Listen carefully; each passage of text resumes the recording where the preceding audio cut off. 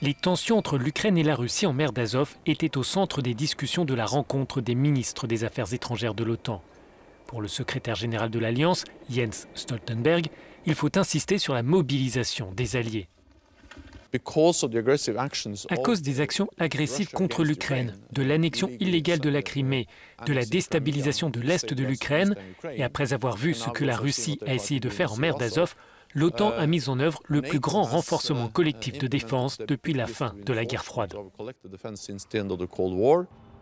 L'Alliance a décidé d'apporter une aide technique à l'Ukraine pour lui permettre de moderniser son armée et ses forces navales.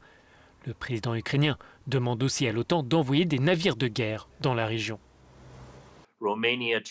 La Roumanie, la Turquie et la Bulgarie sont des membres de l'OTAN avec un accès à la mer Noire.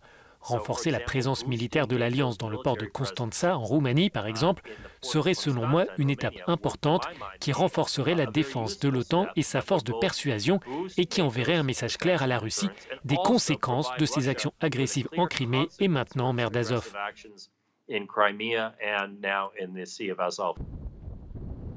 Les Alliés font donc preuve de fermeté et affichent leur unité.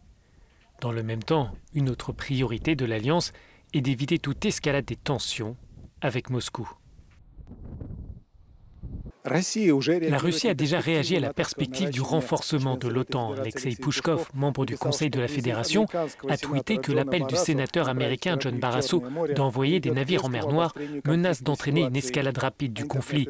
Dans le même temps, selon un site internet russe, la flotte en mer Noire se prépare à des exercices à l'entrée de la mer d'Azov.